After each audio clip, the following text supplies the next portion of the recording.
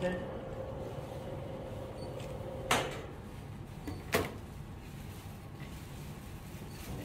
이제 벗으시겠습니다.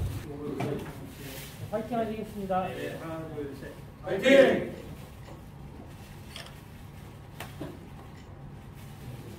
네, 감사합니다.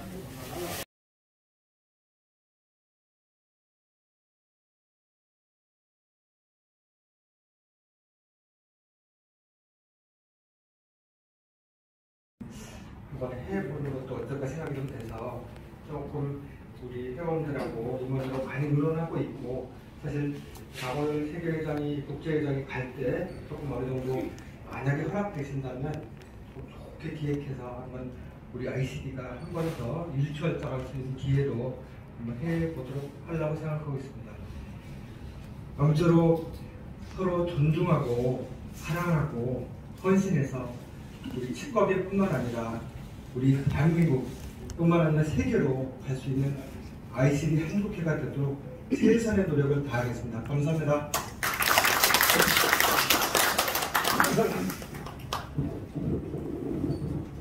부모님께서 잠깐 추천사 먼저 말씀해 주실 거고요. 그 전에 제가 양보경 위원장님 간단한 양력 소개시켜 드리도록 하겠습니다. 양보경 위원장님은 성신여자대학교 지리학부 교수, 대한지리학회 회장, 성신여자대학교 총장을 역임하셨으며 현재 동북아 역사재단 이사, 경기도사 편찬위원회 위원장을 역임하고 계십니다. 주요 업적으로는 조선시대 자연인식 책에 든 100여 편의 논문과 조선시대 읍지의 성격과 지리적 인식, 서울의 옛지 등은 60여 편의 저서가 있으십니다. 먼저 김경성 고문님 잠깐 나오셔서 연자분 추천 해주신. 너무 반가운 얼굴이니까 또 ICD가 더 커지는 것 같고 그렇습니다. 우리 고모님들 건강한 모습에서 너무 반갑고요. 여러 회원님들 또한 반갑습니다. 이번이 최병기 회장님 임기 두 번째 학술 집담으로 생각되는데 제가 이렇게 15세기 최고의 지도에 대한 강의를 추천하게 돼서 되게 영광으로 생각합니다. 양보경 전 총장님은 직선 총장입니다.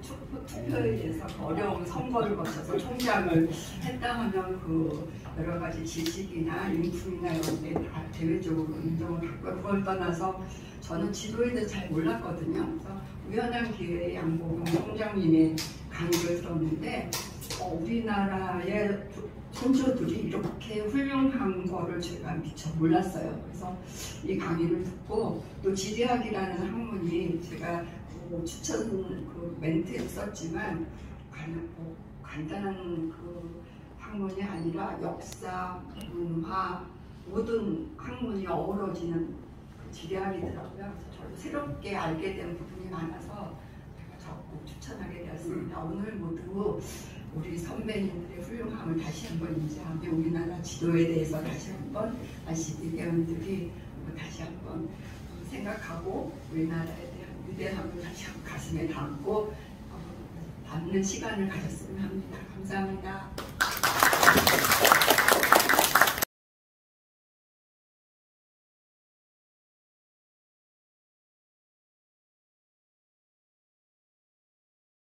바쁘신데도 그 지도에 관해서 강의를 듣고자 이렇게 와주신 존경하는 여러 선생님들께 감사드립니다.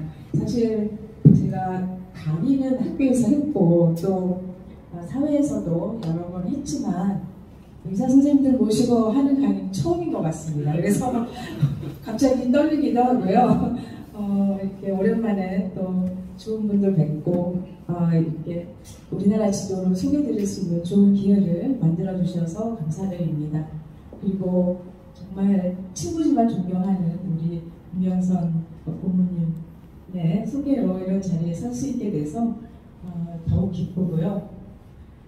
사실 제가 지리학과를 원해서 간 건 아니었어요. 우리 담임 선생님이 강제로 지리학과를 보내셨는데요. 지리학을 공부하면서 이런 생각을 했습니다. 아마 선생님들은 고민 안 하셨을지 모르겠는데 저는 지리학을 배우면서 전부 서양 학문이었어요. 서양의 내용이었어요. 그러니까 지리학의 역사를 얘기를 하는데 특히 지리학사, 또 역사지리학, 문화지리학 이런 얘기를 하는데 고대 그리스의 지리학이 어떻고 로마의 지리학이 어떻고 중세 이런 얘기를 계속 수업 시간에 들으면서 한국은 이 동양의 지리학은 동양은 국가에서 역사와 지리는 가장 큰 토대거든요. 그런데 한국의 지리학은 없는가 하는 고민을 했어요. 그래서 역사 지리학에는 강의를 찾아 들었어요. 그런데 역시 서양 것만 얘기를 하는 거예요. 그래서 그러면 우리나라의 지리학은 어떤 것이 있었는지 찾아보니까 아마 지금 선생님들도 그 지리학의 한 부분이지만 지도도 우리나라 옛날 지리학 중에 그럼 지도는 어떤 지도가 만들어졌을까 생각을 해보면 다 대동여 지도만 알고 있는 거예요. 그런데 대동여 지도는 1861년에 초간본이 나왔거든요. 그러면 거의 19세기 후반인데 그런 지리학, 그런 작품 하나, 그것도 개인이 만들었다고 하는 그것으로 우리나라 지리학이 대표될 수 있을까라는 굉장히 큰 의문을 가졌고요. 그런 의문을 가지고 제가 이제 지리학 학부를 마치고 대학원에 갔는데 마침 서울대학교 규장관이라는 곳에서 대대적인 해제 사업을 했어요. 해제를 했는데 이제 지도라든가 읍지, 지리지, 그리고 호적, 양안, 뭐 각종 이제 이른바 경사 자집할 때 사으로 분류되는 걸 해제를 하기 시작했는데 제가 정말 깜짝 놀랐습니다. 아마 우리나라의 지도가 양이 얼마나 될까? 제가 이제 혼일강리 역대국도 지도를 소개하는 어떤 유튜버가 보니까 근데 우리나라에도 대동여 지도만 있는 게 아니라 지도가 수십 장이 있습니다. 막 이렇게 자랑을 하는 유튜버가 있더라고요. 그런데 규장관만 해도 수천 장이 있어요. 서울대학교 규장관만 해도. 국립중앙박물관, 국립중앙도서관 뭐 등등. 그 다음에 외국 해외에 유출된 것도 엄청나게 많습니다. 아직도 파악이 안 되고 있는 상황입니다. 그런 걸 보면서 이제 한국의 지리학을 다시 쓰게 됐고, 그리고 사실은 하다 보니까 그러니까 제가 새로 발굴해서 쓰면 그게 우리나라 역사를 그러니까 지리학사를 새로 밝히고 하는 그런 작업이 됐었습니다. 근데 이제 오늘 말씀드리고자 하는 것은 제가 보기에는 우리나라 문화재 중에 최고이고요. 그러니까 지금 서양의 세계사 교과서에도 실리고 있고 연표를 만들 때 15세기 연표 만들 때 제일 앞에 들어가는 작품입니다. 그러니까 우리나라 문화재 중에 저는 단연 최고라고 생각하는 그런 작품인데요. 그럼 제가 여기서 사실 지도 전쟁 시대입니다. 구글에서는 우리나라 기초자료 내놓으라고 하고 있고요. 우리나라 국토지리정보, 옛날 국립지리원입니다. 국토지리정보원에서는 자세한 세밀한 수치지도 안 주겠다고 하고 있고, 지금 사실은 특히 예를 들어서 우리가 자율주행 자동차라든가 이런 거 할 때 물론 이 반응 속도도 중요하지만 맵도 굉장히 중요합니다. 어떤 기본 맵을 사용해야 하느냐가 굉장히 중요하고요. 그래서 항상 이제 지도 전쟁의 시대였고요. 사실은 사람이 가진 어떤 특성 중에, 동물이 가진 특성 중에 하나가 테리토리얼리티가 영역성이라는 게 있다고 합니다. 그래서 사람도 예를 들어서 내 방을, 내 집을 누가 들여다본다. 굉장히 싫어하는 거죠. 그리고 그것이 이제 위협받을 때 굉장히 불안해합니다. 그러니까 예를 들어서 우리가 지금 몇 시인지는 잘 몰라도 그렇게 크게 불안하진 않아요. 왜냐하면 해가 뜨고 지고 달이 뜨고 지고 하기 때문에. 그런데 예를 들어서 나를 어디다 전혀 모르는 곳에 또 떨어뜨려 놓으면 굉장히 불안해지는 이게 이제 인간의 속성이기도 하고요. 근데 이 얘기는 이제 좀 건너뛰면 특히 동양에서는 천지인, 삼재 사상이 있었어요. 그래서 우주를 구성하는 세 가지 기본 요소가 하늘과 땅과 사람이다. 근데 하늘과 땅이 있고 그 안에 이제 사람이 있고, 그래서 사람이 제대로 살아가고 또 제대로 특히 국가를 통치하려면 천문과 지리를 알아야 된다. 그래서 천문과 지리를 왕부터 사대부, 특히 이제 리더들은 반드시 알아야 되는 가장 중요한 덕목으로 생각을 했습니다. 그래서 우리나라의 지리학도 이제 우리나라의 전통지리학이 지금은 보통 우리가 이렇게 분류를 합니다. 지리지, 지도, 실학적 지리학 풍수 이렇게 이제 구분을 하고요. 그런데 과거의 문헌을 보면 삼국시대도 지리지도 있었고 지도도 있었던 게 확실한데 남아있는 지도, 그러니까 실제로 남아있는 지도들은 그렇게 많지 않아요. 다른 나라도 비슷한데 우리나라는 특히 조선 중기의 임진왜란, 정명호란, 병자호란, 특히 원나라 때 몽골의 침입에 의해서 그 이전 지도는 다 사라지고 없습니다. 그리고 이제 현재 남아있는 것 중에 이제 예를 들면 이제 그 조선왕조 실록의 양성지, 세종, 세조, 성종까지 제상을 지냈던 양성지의 그 신릉 동국여지승남을 처음 만든 사람이 양성지입니다. 이 양성지가 보면 이런 표현을 하고 있어요. 고려 중엽 이전에 이런 일이 있었고 우리 조선에 처음에 이회의 팔도, 이분을 기억을 좀 해주시면 좋을 것 같아요. 이회의 팔도도가 있었고 세종 때 정촉의 팔도도 양계, 이거 함경도 평안도입니다.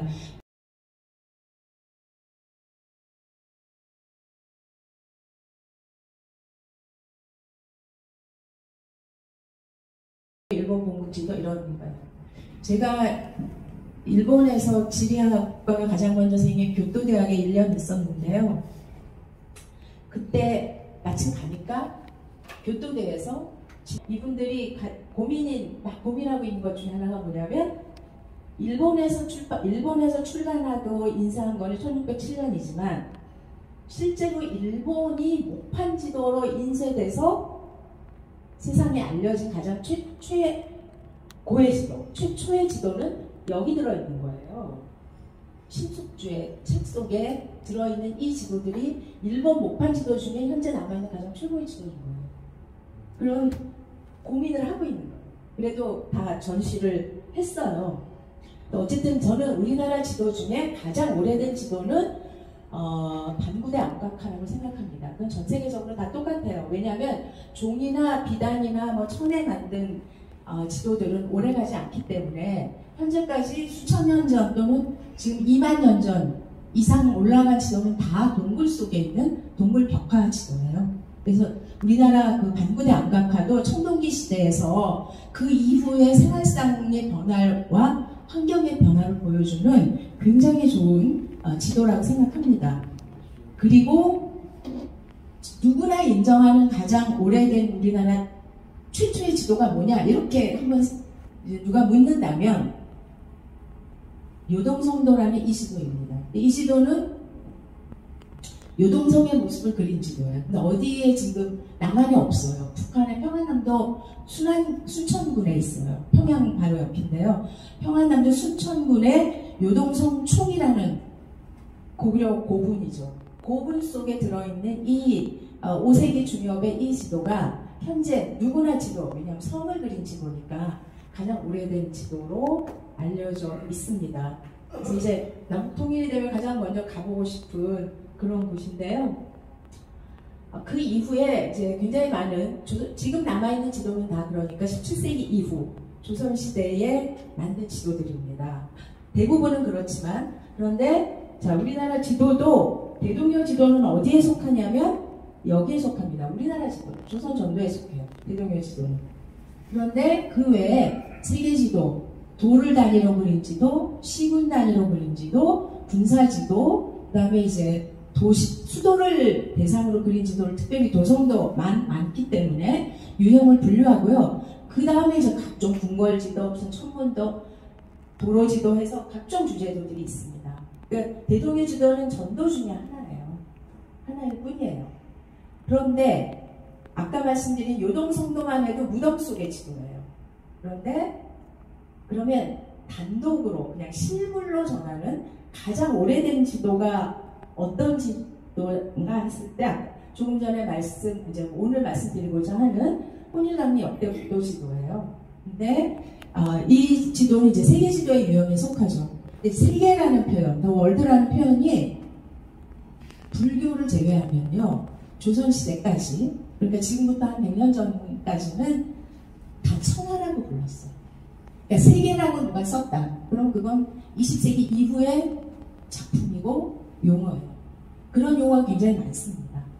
그러니까 예를 들면 선생, 그럼 선생님은 지금은 가르치는 사람을 얘기하지만 조선시대까지 선생은 꼭 가르치는 사람만이 아니고 지방의 군수, 도지사 뭐 이런 사람 다 선생이에요.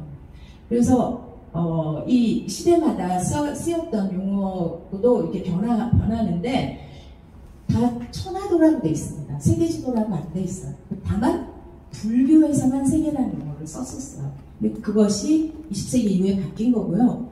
우리나라의 세계지도 우리나라 지도 중에 서양 사람들이 제일 높이 평가하고 존경하는 지도는 혼혈장미 역대 국도 지도예요. 그런데 대종교시도가 아닙니다. 그런데 서양 사람들이 제일 좋아하는 우리나라 지도는 또 원형천하도라고 부르는 또 다른 유형의 세계지도예요. 이것은 상상의 세계를 그린 세계지도인데요. 이런 모양입니다. 이런 모양으로 되어 있는 세계지도인데 간단하죠. 네 대륙이 있고 바다가 둘러싸고 있어요. 네 해. 외대륙이 있고 외해가 둘러싸고 있어요. 그러니까 이 네 대륙을 제외하면 다 상상의 세계예요. 네 대륙에만 중국이 있고 조선이 있고 일본국이 있고 서역 제국이 있고 안남국, 뭐 베트남 이쪽 동남아시아 쪽이 있고 그래요. 나머지는 다 상상의 세계를 그린 지도입니다. 그래서 뭐 이제 예를 들면 이렇게 이게 무슨 모양처럼 보이시나요? 복숭아 모양이요. 네, 역시 훌륭하십니다. 여기에 방장산, 영주산, 복례산이 있어요. 여기가 뭐냐면 삼신산이에요. 상상해 진시황이 이 삼신산에 있는 불로초를 구하려다가 결국은 이제 죽고 마는데, 예를 들면 방장산, 복례산, 영주 삼신산이에요. 신선들이 산다는. 근데 우리나라 그 궁궐이나 이런 큰 이제 연못에 보면 가운데 이렇게 연못 안에 산이 하나 만들어집니다. 보통. 그게 삼신산이에요. 그리고 거기 봉우리 3개를 만듭니다. 그리고 이제 이렇게 예를 들면 뭐 경복궁 이제 평원전 같은데 이렇게 다리가 있잖아요. 그러면 굉장히 이제 그 당시 사람들 스트레스 받았던 거죠. 힘들 때 여기 들어가면 내가 신선이 돼서 이제 스트레스를 풀고 힐링을 하는 거죠. 근데 우리나라 사람들 우리나라 자체를 삼신산이 있는 신선의 나라로 만들었어요. 그걸 어떤 식으로 하느냐? 지명으로 합니다. 예를 들면 복례산은 우리나라 어느 산의 별칭입니까? 금강산의 별칭이죠. 방장산은 어느 산의 별칭입니까? 아시나요? 지리산의 별칭. 영주산은 어느 산의 별칭인지 아시나요? 제주도 분 안 계시나요? 한라산의 별칭. 그러면 우리나라 전체가 다 신선들이 사는 나라로 이렇게 지명을 통해서 이제 상징화를 시키는 거죠. 그렇게 하고 정원에도 반드시 조그만 정원에도 가운데 요만한 봉우리 산을 만들어 놓고 그렇게 이제 했었습니다. 근데 보면 여기 부상이라고 하는 나무가, 부상이라는 원래 나무고 해가 뜨는 곳에 있는 나무, 이렇게 이제 중국의 산해경에 나와 있어요. 그런데 그래서 일본이 여기 있지만 사실은 일본의 별칭 중에 하나입니다. 부상이. 일본 해가 뜨는 나라, 해가 뜨는 곳에 있는 지역, 나무, 그걸 상징한다고 해서요. 일본 역사교과서 한참 우리나라 역사교과서 싸움할 때 일본에서 이제 우리나라 그 역사를 다르게 기술하는 그런 역사서를 출판했던 출판사 이름을 후쇼샤 이렇게 우리나라 신문에는 다 보냈는데 그게 바로 이거를 읽으면 후쇼가 되는 거예요. 후쇼샤입니다. 그래서 다 국수주의적인 이런 이제 발상이 나오는 거고요. 자, 그 해가 지는 곳에 있는 나무가 이런 반격송이고, 그 다음에 여기 보면 일신국, 그러니까 머리는 3개인데 몸이 하나인 사람들이 사는 나라, 이렇게 이제 굉장히 이런 이상한 나라들이 사는 곳들을 그려놓은 거예요. 근데 이스라엘 사람들이 왜 이 지도를 좋아하냐면 혼혈 역대 국도 지도처럼 세계 당대 최고의 정확한 지도를 만드는 나라에서 동시에 이런 세계 지도를 또 만들고 있었던 거예요. 그러니까 여기는 도교, 불교, 그 다음에 원시, 수목신앙 이런 각종 신앙들이 다 합해져 있거든요. 그러니까 그것을 그렇게 다양한 정신세계를 지도에 표현했다라는 것, 그런 부분을 굉장히 이제 높이 평가를 합니다. 그래서 어쨌든 이런 다양한 세계 지도가 있고요. 이제 또 다른 우리나라의 세계 지도 중에 혼혈 역대 국도 들어가기 전에 또 하나의 유형을 말씀드리면, 이제 17세기 초부터 서양의 세계 지도들이 중국을 통해서 서양 선교사가 만든 세계 지도를 통해서 우리나라에 들어오게 됩니다. 그 중에 제 첫 번째 작품이 1602년에 마테오 리치라는 제수이트파 선교사가 중국에 와서 만든 고려 만국전도. 고는 땅이고요. 여는 대동여지도 무슨 그 동국 여지스나 할 때 여자가 들어왔는데 수레의 여자입니다. 수레는 물건을 싣고 가죠. 땅, 천하, 지구 이런 이제 의미를 담고 있습니다. 그래서 고려 만국 전도라는 것은 지구, 천하의 여러 모든 나라를 그린 지도. 이게 이제 마테오 리치라는 선교사가 와서 서양식 지도 제작 기법, 근대적 지도 제작 기법과 경위선을 적용해서 그린 이제 동양에서 만든 가장 유명한 지도고, 우리나라에도 전파됐고 중국에도 전파가 됐습니다. 마테오 리치가 굉장히 똑똑한 사람이에요. 왜냐하면 서양의 세계 지도는 지금 우리가 이거를 태평양이 이렇게 가운데 있는 지도는 우리 너무 익숙하잖아요. 근데 서양의 세계 지도는 이렇게 그려져 있지 않아요. 다 어떻게 돼 있냐면 이 아메리카가 이쪽에 있는, 다시 말하면 대서양의 한가운데 오는 세계 지도입니다. 그래서 그렇게 되니까 우리가 극동인 거예요. Far East가 되는 게 가장, 그러니까 이쪽 끝에 와 있는 거죠. 그렇게 되니까 우리가 가장 먼 지역이 되는 거예요. 그런데 마테오 리치는 중국의 중화적 사고관을 알고 있었고, 아시아 국가들이 그런 사고관을 가지고 있다는 걸 알고 이걸 바꿉니다. 배치를. 마테오 리치가 처음 이렇게 만든 거예요. 처음 만들고 여기 나오는 이제 많은 그 중국어 번역 지명, 또 마테오 리치가 대부분은, 물론 그 이전에 뭐 일부 이제 그 여행가들이 있었지만 마테오 리치가 만들었습니다. 그러나 아직 오세아니아는 발견이 안 됐던 시절이에요.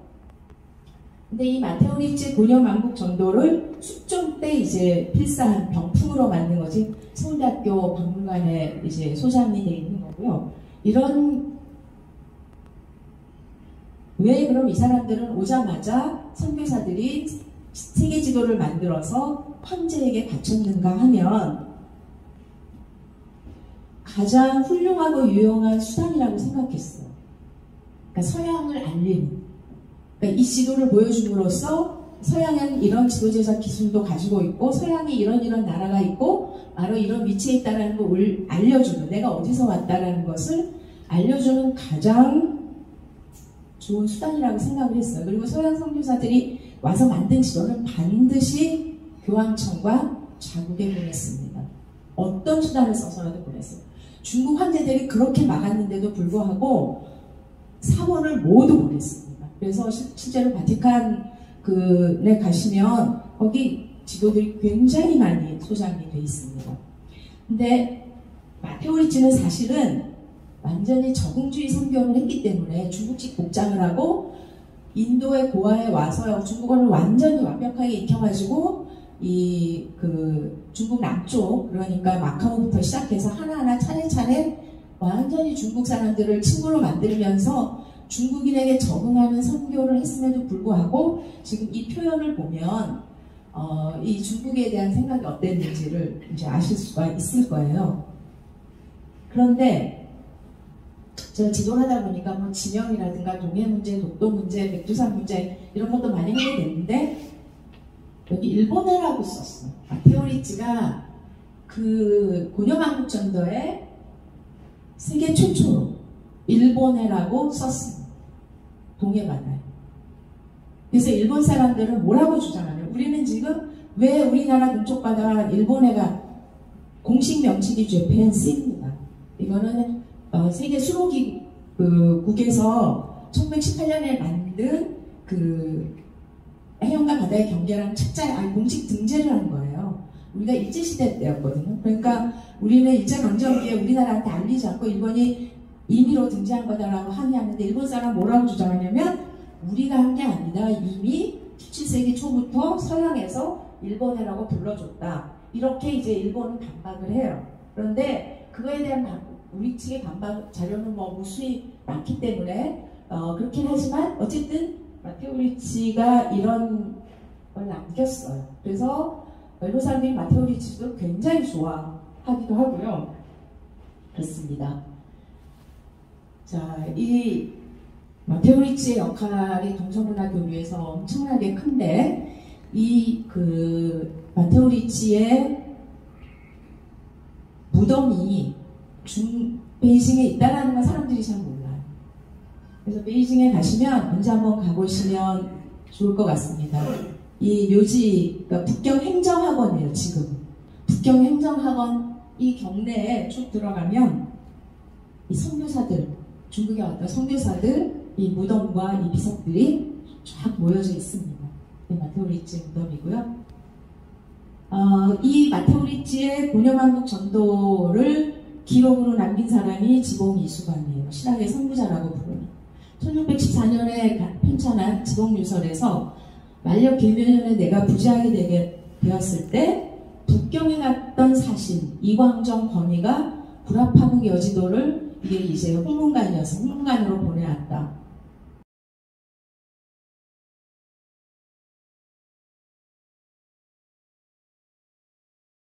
없는 구도인데 이걸 이렇게 이제 마테오 리치가 바꿨어요. 2010년에 마테오 리치 서거 400주년을 기념을 해왔어요. 그래서 그때 이제 그 여러 행사가 있었는데 영국에서 어떤 사람이 전화를 했어요. 어떤 고지도산이 마테오 리치 지도가 시장에 나왔다. 누가 팔려고 나왔는데 이거 너희 나라에서 사겠느냐. 근데 얼마에 나왔냐면 얼마쯤 됐을 것 같습니까?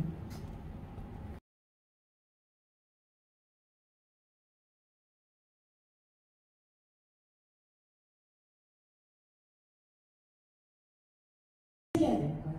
그런데 이제 고려만국 전도가 다 이제 절판이 되니까 그 다음에 또 만들어야 되잖아요. 근데 마테오 리치가 시간이 없는 거예요. 그래서 이시조라는 중국인 학자가 그걸 바탕으로 다시 만든 게 양의 힐란도예요. 이게 전 세계에 딱 2개밖에 없습니다. 하나가 숭실대 기독교 박물관이고 또 하나가 중국 요령성 박물관이에요. 근데 요령성 박물관보는 훼손이 심해가지고 볼 수가 없어요. 그래서 이걸 복원하는 작업을 해서 이제 완공됐다고 하는데 그러니까 한 몇 년 전까지만 해도 전 세계에서 양의 힐란도를 보려면 숭실대에 와야 되는 거예요. 그래서 제가 이제 지도 공부한다고 대학원 때 뭐 이렇게 가면 항상 외국인이 와 있어요. 이 지도를 보려면 전 세계에 여길 와야 되는 거예요. 그래서 하여튼 그 지도 내용을 분석하면 굉장히 재밌고요. 우리나라에도 그 세계 지도를 안 만든 게 아니에요. 상당히 많이 만들었어요. 우리나라에서도. 그래서 이런 이제 지도들이 만들어졌고요. 중국에는 계속 이런 선교사가 와서 또 이런 새로운 이렇게 이제 이거는 양원형 동반부 서반부 두 개로 만든 세계지도 이런 걸 만들고요. 우리나라에서도 이 페루비스트의 벨기에 선교사 페루비스트의 걸 바탕으로 철종 때 1860년에 해동판을 만듭니다. 이게 이제 목판이 서울대 소장이 돼 있고 보물로 지정이 돼 있어요. 네, 이런 이제 서양 지도들 그런데 일본은 같이 만들어도 색감이 굉장히 달라요. 여기서 이렇게 돼 있고요. 이 중국의 이 황해전람도라는 지도를 강희제 때 만드는데 이게 이제 또 하나의 굉장히 큰 세계 지도에 영향을 미치는 지도고요. 이건 해남 추한기가 이제 1934년에 만든 지도들이고요. 그러니까 우리나라에서 이 지도가 많이 만들어졌어요. 그리고 신채호의 지동설의 효력에 보면 김옥균이 일찍이 우의정 박 교수를 방문하니까 벽장석에서 지구의를 하나 꺼냈다. 지도만이 아니라 지구의도 상당히 많이 만들었어요. 지구의. 이제 이런 얘기가 나옵니다. 그래서 개화에 영향을 미쳤다 이런 얘기가 나옵니다. 이것은 역시 숭실대 박물관, 기독교 박물관에 있는 최한기의 지구의입니다. 이런 지도들이 만들어졌고요. 이제 오늘의 주인공, 그 혼유남의 역대 국도지도가 됩니다. 1402년입니다. 조선 건국은 1392년이었어요. 조선 건국 10년 만에 만든, 저는 조선 건국 10주년 기념전이라고 생각을 하고 있습니다. 자, 이거 보시면 여기가 한 150이 좀 넘고요. 여기가 160이 좀 넘습니다. 그래서 이제 사람 키보다 좀 큰, 사람 키만한 그런 지도고요. 비단에 그려져 있습니다. 비단에 그려졌다는 것은 지도의 등급을 보여주는 겁니다. 지도가 이제 나중에 인쇄본이 아니고 필사본으로 그릴 때는 보통 종이에 그리죠. 근데 종이도 질이 수십 단계가 있습니다. 그래서 저는 이제 성대학교 규장각에서 지도 정리와 지리집 아까 정리를 좀 하게 돼서 종이가 이렇게 아름다울 수 있구나. 그리고 종이가 이렇게 튼튼할 수 있구나. 지천년이라고 하는 그걸 느낄 수 있었고요. 지도가 이렇게 때가 탔어요. 근데 그걸 손질하려면 어떻게 하느냐? 물에 담궈놓으면 때가 빠져요. 그런데 지도를 그린 그 생체는 석체가 많고 그래서 전혀 번지지도 않고 아무렇지도 않아요.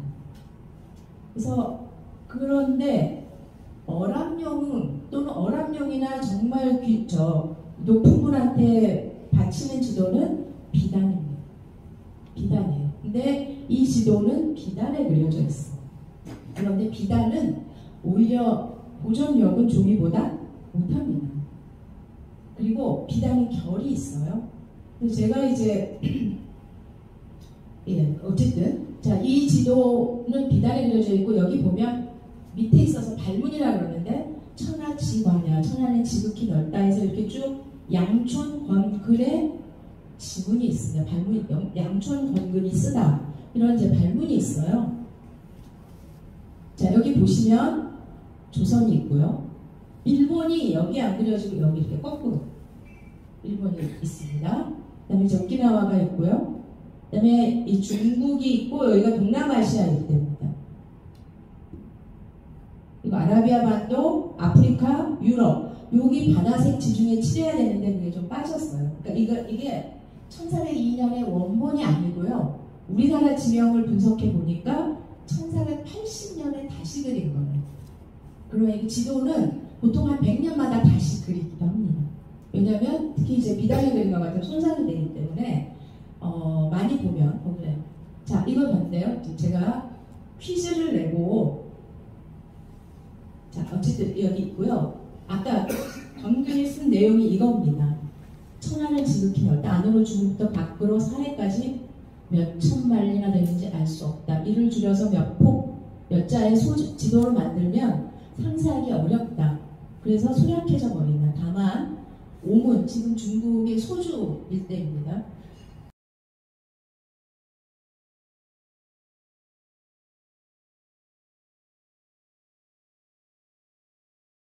구마모토시 혼묘지에 있고, 홍보지에 있고, 혼묘지에 있고, 그리고 이것은 일본 아까 말했죠. 그러니까 일본에서도 지리학과가 제일 먼저 생긴. 그래서 지도에 가장 권위를 가졌던 분이 교토대학 교수인데요.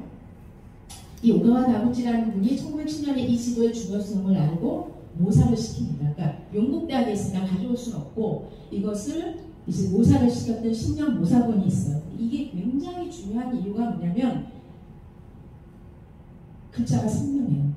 근데 제가 이제 용국대학본이 가장 오래된 거고 가장 원본에 가까운데 몇 번 갔지만 글자가 잘 안 보여요. 그러니까 사진을 찍어도 글자가 잘 안 보여요. 왜 안 보이냐? 저는 그게 이 틀림없이 보관 공간상의 문제였다고 생각해요. 예전에, 그러니까 왜냐하면 오가와 다구치가 이 묘사할 때는 글자가 선명하거든요. 이제 종이에 묘사했기 때문에 이건 선명하게 그대로 남아 있어요. 그런데 한 100년 사이에 글자가 그렇게 안 보이도록 퇴색하느냐? 저는 그렇게 생각하지 않아요. 언젠가 한번 수리를 한 것 같아요. 수리를 할 때 잘못한 거예요. 근데 이게 비단이기 때문에 이렇게 결이 있잖아요.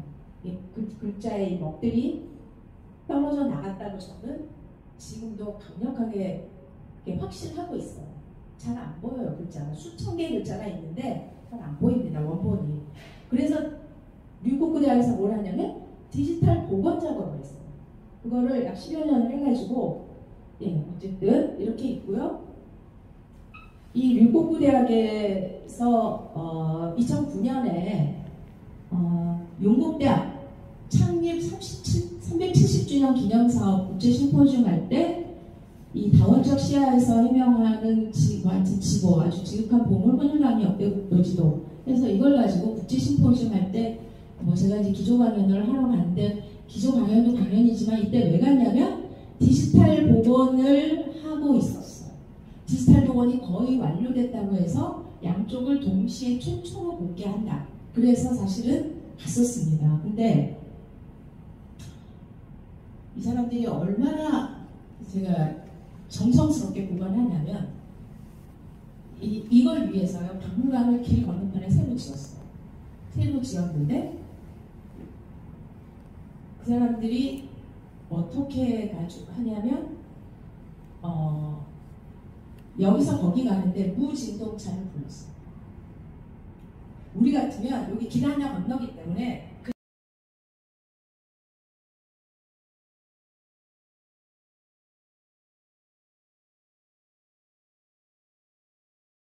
도서관을 꼭 가보시면 좋다고 얘기를 하는데 그게 그려져 있어요. 이 파로스입니다. 이게 지진에 의해서 14세기인가 1400년경인가 바다 밑으로 가라앉아가지고 이집트에서 그거를 지금 인양을 해서 흔적을 찾아냈어요. 근데 그게 그려져 있어요. 그리고 예를 들면 지명을 보시면 정말 재밌는 게 여기에 카이로가 있어야 되잖아요. 이집트니까 제일 큰 도시. 카이로라고 우리는 부르잖아요. 그런데 여기 뭐라고 쓰냐면 밀사라고 써요. 밀사. 그러니까 이제 중국 말로 하면 미스가 되는데 이 미스가 그러면 어떻게 이집트 카이로의 발음으로 쓰였을까를 찾아보면 이븐 바투타라는 여행가가 있어요. 이븐 바투타. 이븐 바투타의 여행기를 보면 이집트를 미스라고 불렀고 카이로도 미스라고. 그래서 제가 다시 찾아봤어요. 그랬더니 이집트의 공식 국호가 지금 미스래요. 미스래요. 현재. 근데 우리는 전부 이집트와 카이로 영어식 이름으로 알고 있는 거죠. 근데 지금 이 지도는 그러니까 과거에 그 모습들을 다 보여주고 있는 거예요. 후스예요. 후스인데 이게 도대체 왜 이런 말이 나왔을까? 역시 아랍어로 쿠스라고 그리고 쿠스라고 아랍어. 우리 예루살렘은 이제 기독교에서 부르는 이름이고 그런 이름들이 있는 거예요. 그 다음에 마카, 메카, 우리 지금 메카, 메디나, 메카 등등해서 특히 이제 이 아랍 지역의 지명은 엄청나게 좋습니다. 그래서 사실은 이 지명을 밝혀낸 사람의 가장 오래된 사람이 역시 교토대학의 중국 이 중앙아시아를 전공하는 스기야마 마사키라는 교수인데요.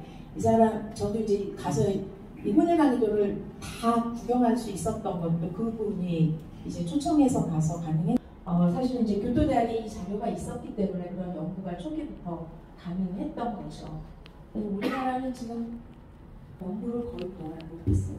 디지털 복원이 나오지 않은 저도 원 크기의 사진을 용국대학에서도 받고 교토대학에서도 받고 했지만 지명이 잘 안 들키니까 이 역시 10부작 그걸 했고요. 10부작을 만들었고 그 문명의 길이 어디냐면 이 중앙아시아 일대 동서 문명이 어떻게 교류했는지 이걸 만든 프로그램이었는데 마지막에 10부작의 마지막에 혼인왕 역대 국도를 찾아서 이렇게 가는 거였고 그때 이제 저도 동행을 할 수 있었어요.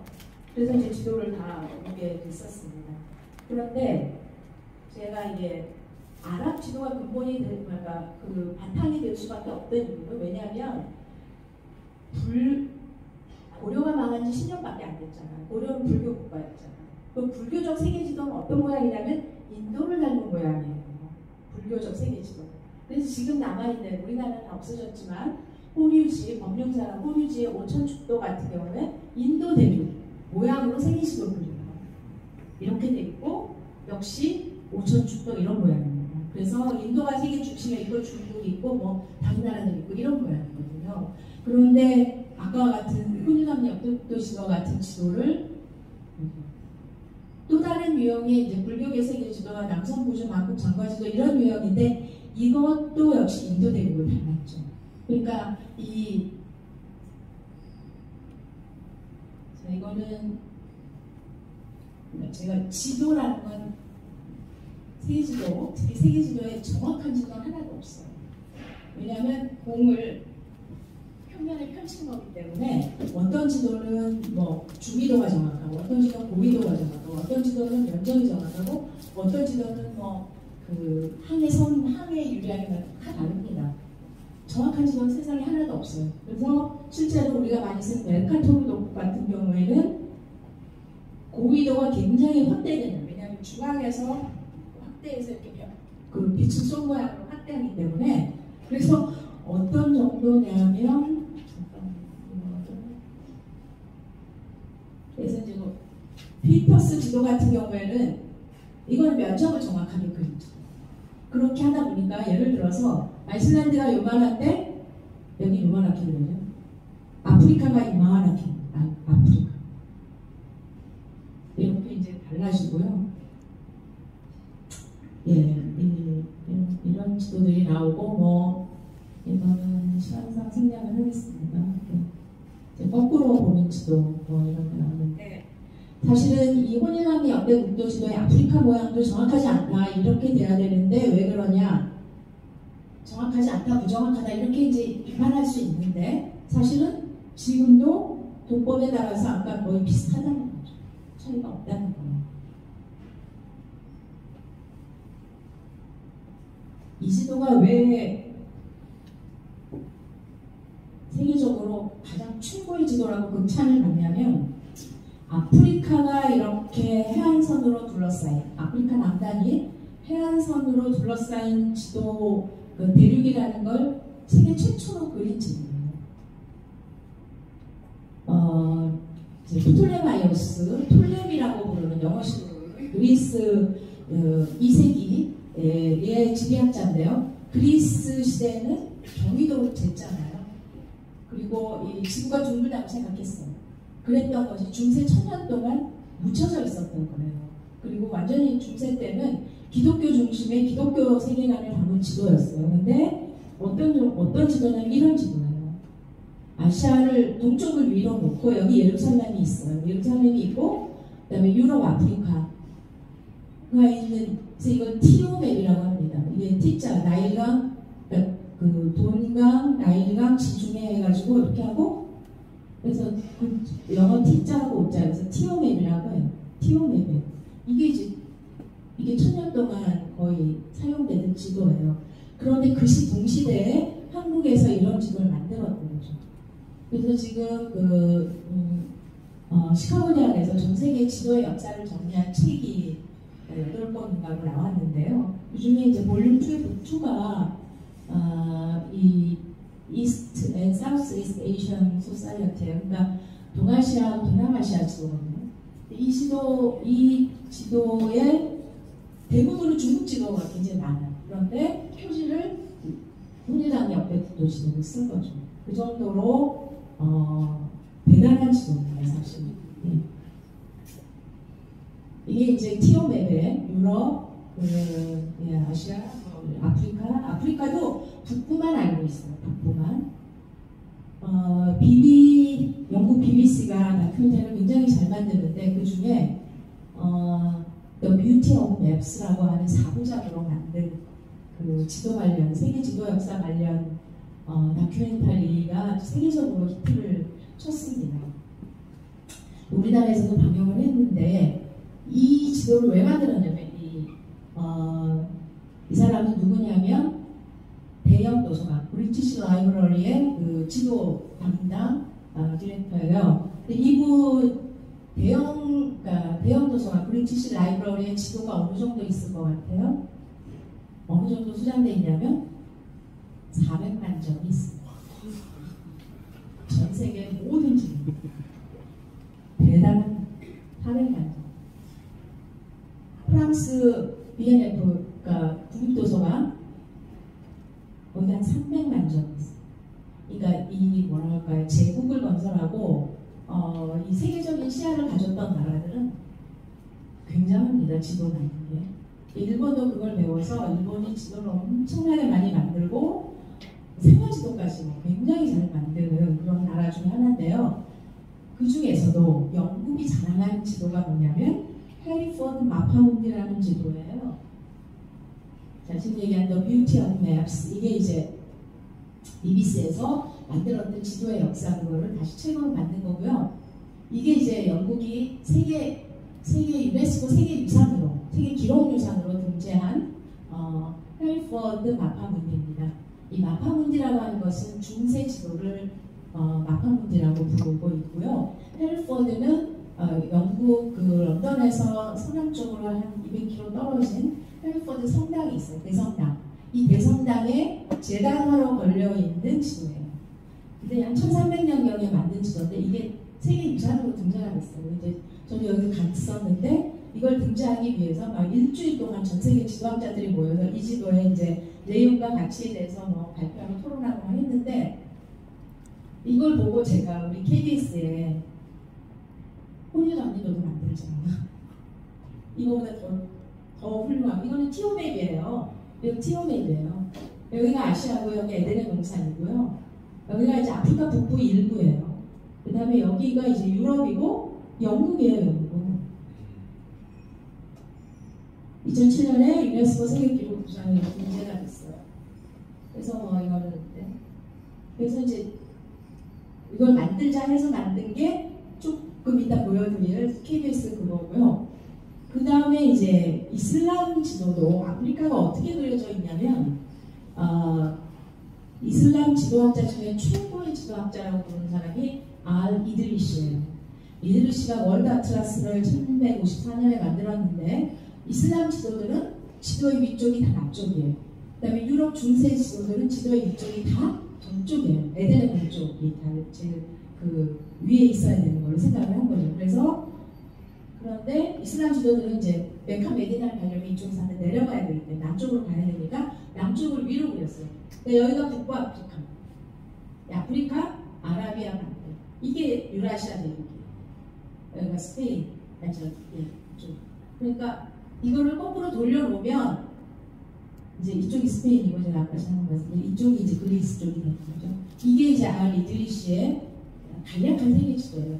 여기 보이시죠? 나일강의 원천 두 갈래로 갈라지는 청나일, 백나일 이렇게 갈라지는 이 것도 보이고요.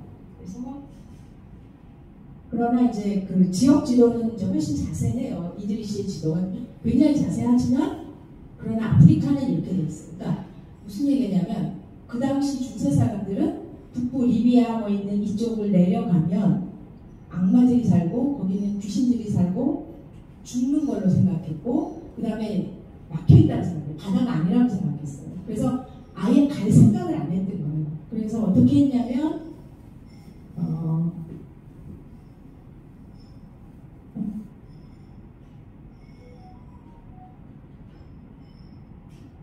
이 사람들이 유럽 중세에 금보다 비쌌다고 하는 게 향료거든요.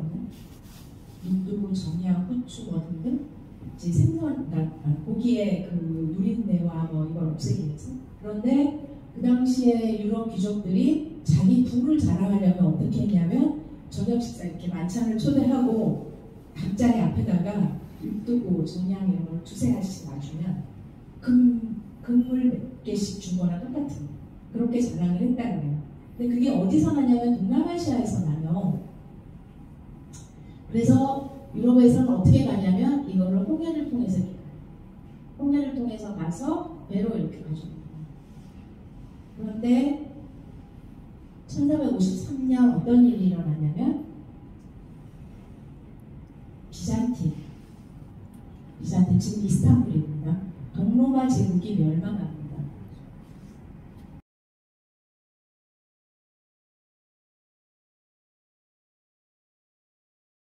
뭐 있기 때문에 왜 그랬느냐 이유가 뭐 그리고 나서 미 의회 도서관에 그 영구히 전시하는 거기다 지금 걸려 있는데 왜 그랬느냐 처음으로 아메리카라는 지명이 써 있는 최초 지도에 아메리카라고 표기된 세계 최초의 지도거든요.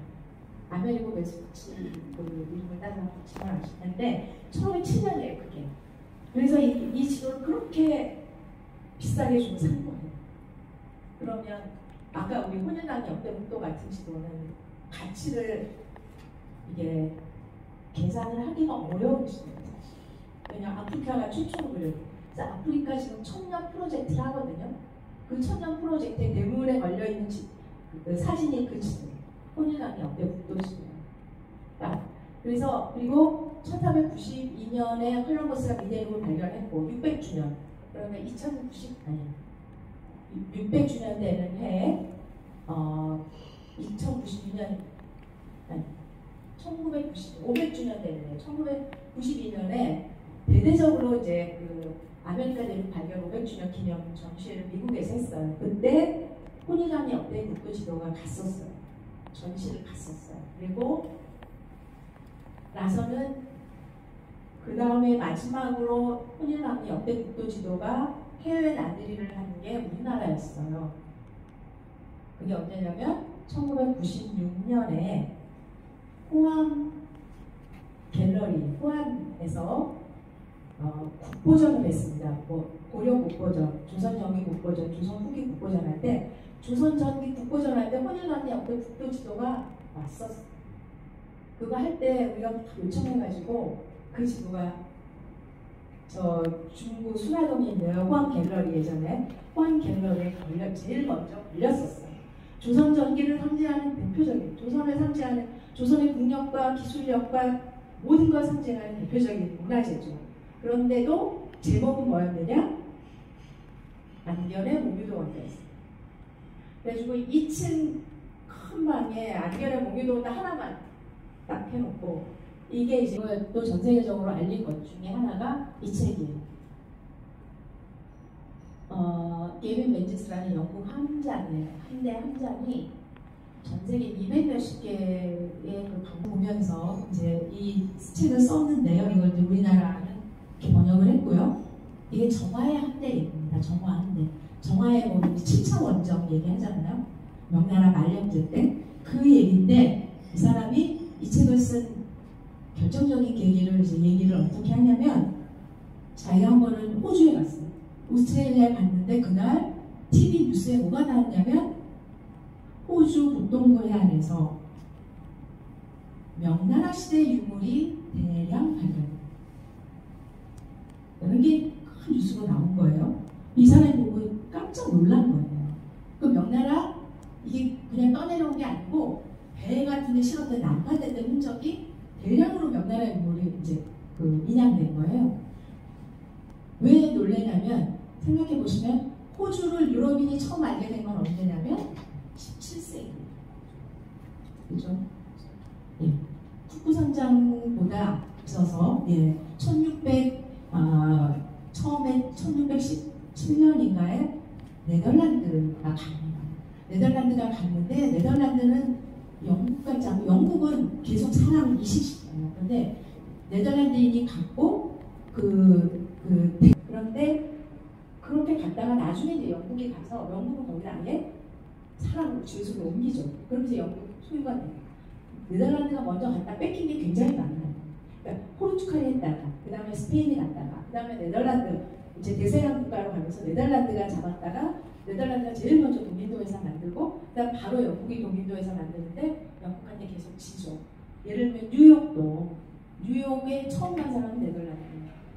네덜란드가 가서 했는데 영국이 들어와서 전쟁이 몇 번 전투가 벌어지죠. 전투가 벌어질 때 지금 더 월가 있잖아요. 금융의 월가라는 게 네덜란드 사람들이 쌓은 벽이에요. 전쟁을 하려고 쌓았던 벽인데 이제 호주도 그래서 어쨌든 17세기, 이건 이제 15세기잖아요. 2세기 차이가 나요. 200년 전에 명나라 사람이 먼저 왔다는 걸 보고 이 함장이 너무 놀란 거예요. 그럼 중국 배가 왔다는 얘기인데. 그래가지고 자기가 가는 곳마다 중국 유물이 나오는 집 찾는 거예요. 박물관까지. 그런데 아프리카까지 다 있는 거예요. 아프리카에 다 있어요. 지금 세계사 교과서에는 정화의 원정대가 동부의 탄자니아, 마다가스카르 섬까지 갔다. 이렇게만 써 있는데 이 사람은 자기가 다 중국 그 사람의 흔적을 찾은 거예요. 그래서 아프리카를 돌아서 이 사람의 가설인데 아직까지는 아프리카를 돌아서 그 당시 기후가 온난했을 때, 그래서 북극해가 녹을 때, 그래서 바이킹이 내려오는 거예요.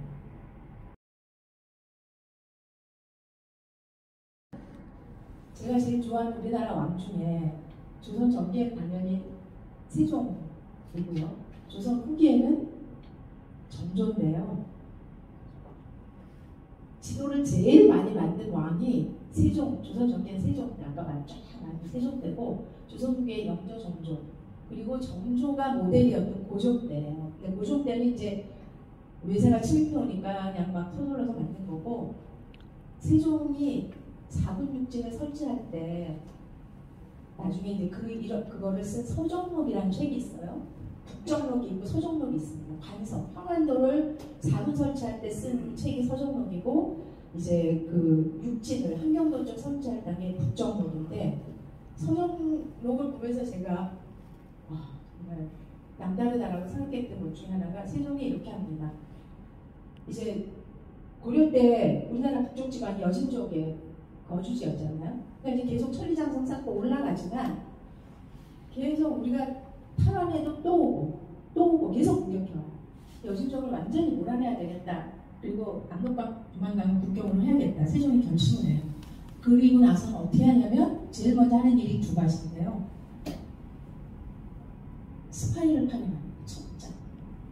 그쪽 지역에 가서 자세한 지도, 길, 집, 창고, 지명, 사람들 숫자 해가지고 이 만주 일대죠. 지금의 만주 일대까지, 우리나라 북쪽과 만주 일대까지 자세한 지도를 그려요. 미리 그걸 한 1년 전에 파견해요. 그 다음에 또 하나가 중국의 사절을 보냅니다. 여진족이 이렇게 우리를 괴롭혀서 우리 국민이 너무 힘들다. 그러니 여진족을 압록강 두만강 밖으로 몰아내겠다. 외교적으로 미리 다 해놓는 거죠. 그러니까 군사작전하기 전에 미리 모든 문제 없게 다 해요. 이제 왔어요. 첩자가 와가지고 다쳤어요. 다친 다음에 세종이 봅니다. 보고 나서 그런데도 어떻게 신중하게 하냐면 취한대로 잘 모아놓고 회의를 몇 번을 해요. 이제 예를 들면 이런 거예요. 자, 우리 여진족을 몰아내자. 다 천성이죠. 겨울에 할까 여름에 할까. 봄가을은 안 되죠. 농사철입니다. 그 당시만 해도 다 이제 농민들이 다 군인으로 차출되는 시기잖아요. 여름에 할까 겨울에 할까. 여름에 하자. 어떤 사람은 겨울에 하자. 막 의견이 분분합니다. 언제 하시겠어요? 선생님 언제 하시겠어요? 자, 선생님이 이제 최종이에요. 최종 결정 의견이 서로 달라요.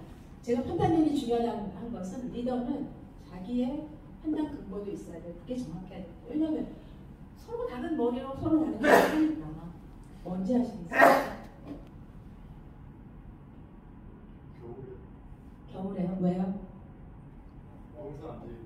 농사 안 지으니까. 여름에는 이제 농사는 잠시 비수기예요. 그러니까 이제 여름과 겨울이 이제 겨울에 합니다. 나중에 막 그렇게 서로 이제 신하들이 여름에 하자 겨울에. 왜냐면 겨울에 하면 너무 추워요. 춥고 그리고 힘들고 그런 점이 있다는 거예요. 근데 이제 농사는 완전히 끝났으니까 좀 장점이 있죠. 근데 여름은 뭐 농사 비수기긴 하지만 그래도 이제 그 춥지는 않잖아요. 그러니까 고생을 덜 한다 뭐 이런 것도 있는데 세종은 결국 겨울에 하자고 합니다. 몇 가지 근거가 있어요. 그 중에 우선 여름에 하면 이 나무나 이런 게 많잖아요. 이런 게 많아가지고 이 전쟁이 오래 갈 수 있다는 숨보 뭐 이런 그런 것도 있고요. 그 다음에 제일 중요한 게 압력방에 얼어붙는다. 여름에 하면 배를 띄워야 돼요. 겨울에 하면 얼기 때문에, 그 당시 추웠던 거 얼기 때문에 배를 안 띄워도 돼요. 속전속결을 할 수가 있어요. 뭐 등등 여러 가지 이유가 있어요. 그리고 여름에 하면 또 하나의 가장 세종이 됐으면 중요한 이유가 여름에 하면 가을에 곡식이 익었을 때 반드시 무슨 수를 써도 돌아옵니다. 추수만. 그렇지 않겠어요? 자기 식량을 자기가 심어놓은 식량이 있으니까 겨울에 해서 그걸 다 불타버려요. 없애버리면 돌아오지 않아요. 못 돌아오고 뭐 등등 이유를 그 대신 다 대줘요. 예전에는 군사로 징집이 되면 옷부터 해서 다 자기 거 자기가 가져와야 되는데 그 대신 따뜻하게 털옷 이런 거 미리미리 다 준비해가지고 다 해줍니다. 그래서 사군육지를 설치해요. 그런데 제가 보기에는 그러면서 지도를 아주 이리로 공격하면 이리로 피하고 이쪽으로 갈 거다라는 걸 하나하나 다 의논해요. 그렇게 해서 대책을 세웁니다. 그런 거 보면서 세종은 타고난 그런 정말 지리학자, 세종실록 지리지를 만들고 뭐 이런 것도 다 그런 이제 안목 때문이 아니었는가 생각이 되고요. 그런데 조선 전기만 해도 세계적인 시야를 가졌었어. 왜냐하면 몽골하고 접촉했거든요. 몽골을 통해서 몽골이 아시죠? 세계 역사상 가장 광대한 제국을 건설하고 유지했던 나라예요.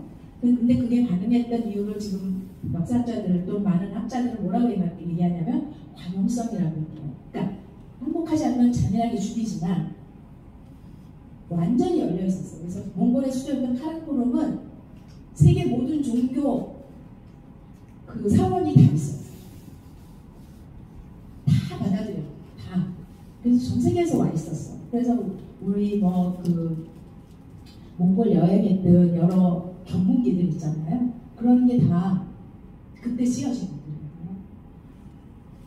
그래서 전 세계 모든 정보를 다 가지고 있는 거예요. 열려있다는 건 그걸 의미하거든요. 그랬는데 명나라가 들어서면서 축소돼.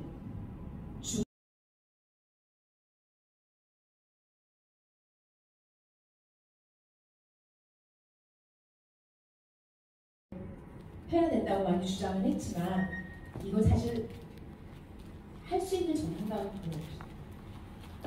문제. 잘 이게 너무 어떻게 보면 역사학도 알아야 되고 세계사도 알아야 되고 학문을 우선 알아야 되고 지리학도 알아야 되고 지도학도 알아야 되고 이렇게 어떻게 보면 간학문적 성격이 어떻게 보면 종합학문적인 성격이다 보니까 정말 제대로 파악할 수 있는 사람들이 많지 않아서 이런 작업이 지금 줄어들고 있고 제가 보기엔 가장 큰 원인은 우리나라 지리학과가 점점 축소되고 있고 그런 영향이 이제 크다고 생각해요. 어차피 지리학에 살 수밖에 없는데 이쪽에 그 학과가 지금 점점 줄어들고 있거든요. 폐과가 되고 있고 이런 데가 많아요. 그래서 이런 일들이 일어난다고 생각이 되고요. 오늘은 이제 아까 말씀드렸듯이 국내에도 굉장히 많은 그 박물관들의 지도들이 있어요. 성신여대만 해도 예를 들면 지금 이런 천문도 그 다음에 뭐 각종 지도들 뭐 이런 것들이 있고요. 일부 유튜버에 보면 뭐 공개를 안 한다, 뭐 알 수가 없다 이러는데 사실은 우리나라처럼 저렇게 공개 잘해주고 디지털 서비스를 잘하는 나라가 없습니다. 서울대학교 규장각이 가장 좋은, 가장 최고의 지도를 수천 장 소장하고 있는데 대부분 원문 서비스를 해요. 그래서 이게 홈페이지 들어가면 원문 서비스의 고지도 부분이 별도로 분류가 되어 있고 여기를 누르면 이제 하나하나 다 지명 확인 정도까지 모든 지도를 다 확인할 수 있어요. 그래서 그리고 국립중앙도서관도 한국 고전적 종합목록 시스템에서 여러 곳을 하고 있고 한국 역사 정보 통합 시스템을 하고 있고 그렇습니다. 그래서 이거는 이제 제가 안 하던 짓도 했는데 제가 썼던 책 중에 일부를 그냥 넣어봤고요.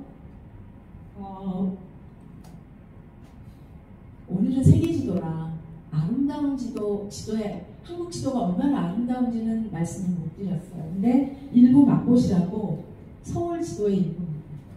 북한산 쪽이죠. 노적봉, 고현봉, 문수봉, 문, 대성문, 이제 서울 한양 도성, 은봉이 어디냐면 창덕궁 주산입니다. 창덕궁 뒷산 이렇게 있는데 이게 사진을 보면 아름다움을 못 느껴요. 원본을 보면 오리지널 보면 너무너무 아름다운 지도가 나와요. 그래서 정말 그 그림 같은 그런 지도가 많습니다. 그리고 마지막으로 제가 하나만 말씀드리고 뵙겠습니다. 사실은 저도 이제 EBS 세상보기랑 한 20년 전에 2000년에 EBS 양보병의 우리 엑스도 해가지고 오부장으로 방송을 한 적이 있어요. 근데 그때 지금 세계 지도도 있지만 우리나라 지도도 있고 또 군연 지도도 있고 군사 지도도 있고 뭐 다양한 지도가 있어서 그 다음에 이 지도와 관련해서 우리가 뭐 동해 독도와 관련해서도 몇 시간을 얘기할 수 있고 또 아까 말씀드렸듯이 뭐 지명과 관련해서도 여러 가지를 할 수 있는데요. 자, 마지막 퀴즈를 제가 맞고 끝내겠습니다. 우리나라 부분은 뭐 굉장히 크게 그려져 있잖아요. 그래서 이거 가지고 제가 조선시대의 자연인식이라는 글을 94년에 이 지도 가지고 쓴 게 있습니다. 근데 자, 우선 이 동해안에 이렇게 섬이 많아요. 우리나라 이 동해안에 뭔가 섬이 많이 그려져 있지 않나요? 동해안에 섬이 있나요? 이렇게? 없죠. 없습니다. 근데 그래서 지명을 자세히 들여다보면 여기에 예를 들면 울산포, 축산포, 폭포, 삼척포, 호구를 이렇게 끄집어서 마치 섬처럼 강조했어요. 이렇게 그린 지도도 이 지도뿐이에요. 그것도 세계 지도예요. 사실 세계 지도에 조선은 뭐 요만하게 그려져도 근데 거기에 저렇게 왜 그랬을까요? 마지막 퀴즈입니다. 마지막 퀴즈. 지도는 똑같은 것 같은데요. 뒷시기에 이 지도 베낀 지도가 몇 개 있거든요. 그 동해안 섬들이 싹 사라집니다. 그 시대에 필요 없었던 거예요. 이건 언제냐면 1402년에 필요했던 사항이에요. 왜 그랬을까요? 무역을 했습니다. 네? 무역항으로서.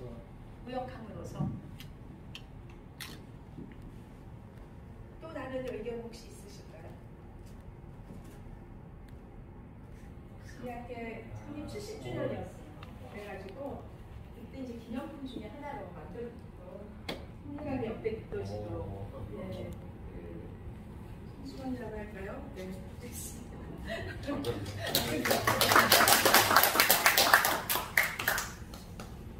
두 가지라고 생각하는데요. 지금 말씀하신 이유가 하나 있을 것 같습니다. 고려 때까지는 아시잖아요.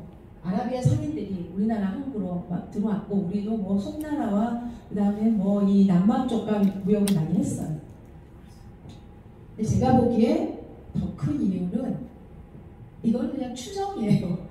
정답이 없어요. 써놓은 곳이 없기 때문에 어떻게 생각하냐면 1402년만 해도요. 아직도 외구가 창궐하는데 여말 상초에 태조 이성계가 조선을 건국할 수 있었던 이유도 결국은 외구의 침략도 항복했습니다. 그때 성장했던 장수가 태조 이성계거든요. 외구가 어느 정도 창궐했냐면 이 남해안에 이쪽에 뭐 영암, 장흥, 뭐 해남 이쪽 있잖아요. 구청 소재지가 다 옮겨요. 다 옮깁니다.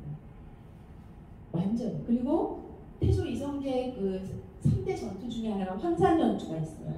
이 황산 전투가 어디냐면 어딘지 아세요? 아시나요? 아시는 분? 네? 충청도. 황산벌 전투 그 황산 아니고요. 네.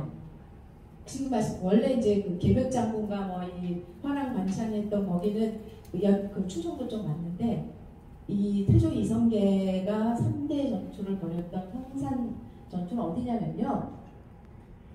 운봉이라고 아세요? 남원시 운봉면 함양에서 남원으로 넘어가려면 운봉면을 거치게 됩니다. 운봉을. 근데 조선시대에는 거기가 독립된 현이었어요. 운봉현. 거기에 있는 산이 황산이에요. 저는 옛날에 고등학교 때 춘향전을 읽다가 제일 먼저 그렇게 도망나가는 현이 운봉현강이었어요. 그게 너무 인상 깊어가지고 운봉을 기억하고 있었는데 나중에 보니까 이성계가 외구가 어떻게 오냐면요. 배가 한 1,000척씩 옵니다. 엄청나게 와요. 그래가지고 여기로 해서 낙동강을 타고 거슬러 올라와요. 거슬러 한양에서 내려가지고 이제 이걸 해가지고 서울로 진출하는 외구들이. 외구가 아니에요. 그러니까 어떻게 생각하냐면 그거 외구를 가장한 일본의 완전히 조직적인 노략질과 그 공격이었다고 생각해요. 여기를 함양에서 그 편령치를 넘으면 운봉을 뺏기면 바로 내려옵니다. 남원으로 와서 서울로 올라갈 수 있어요. 굉장히 전략적인 곳인데 거기 황산이 있는데 거기서 태조 이성계가 외구 한 2,000여 명을 죽였다고 있어요. 그래서 황산 거기 한 개천이 피가 완전히 피가 돼서 2,000명을 죽일 정도면 도대체 얼마나 많은 외구가 거기까지 우리나라 가장 내륙이지. 그 정도로 외구가 심했어요. 그래가지고 이쪽은 여기 거의 강릉부터 이쪽은 아산 지역까지 우리나라 항구를 쓸 수 없을 정도 외구들이 완전히 장악해가지고 그 정도로 심했었어요. 그러니까 고려 말에 이제 국력도 막 약해지고 이걸 제대로 통제를 못하는 때이기도 하고 저는 이제 이 포부들이 아마도 가장 중요한 외구가 이 점령했던 내지는 전투에 우리가 이제 반드시 회복해야 될 포부들이 아니었을까 이제 생각을 합니다. 근데 아주 독특한 거죠. 이렇게 포부를 완전히 성처럼 끄집어내서 강조를 하고 했던 곳이고 그런 지도고요. 그래서 지도는 하나하나 들여다보면 다 달라요. 거의 비슷해 보이는데 쓰여진 내용이 다 다르고 그리고 뭔가가 바뀌어 있거든요. 그거 보면은 누가 만들었는지 왜 만들었는지 이런 게 사회문화적 이런 것들이 역사 뭐 이런 게 기술 이렇게 다 들어있어요. 그래서 재미있기도 합니다. 그래서 오늘은 정말 우리나라가 세계에 자랑할 만한 그리고 제가 NHK 그때 인터뷰를 했을 때 이렇게 얘기했어요. 한국에서 조선에서 만들었지만 일본이 잘 보관해줘서 고맙다. 일단 그랬어요.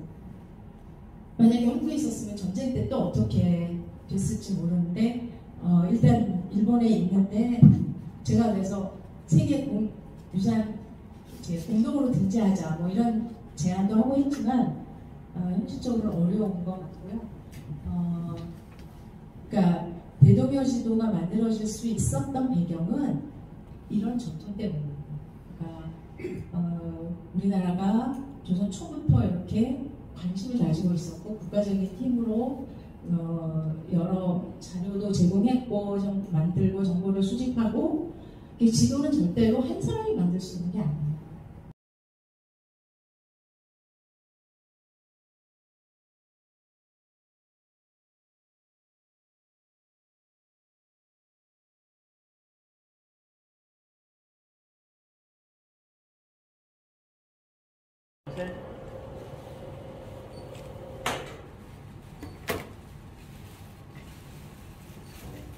이제 벗으시겠습니다.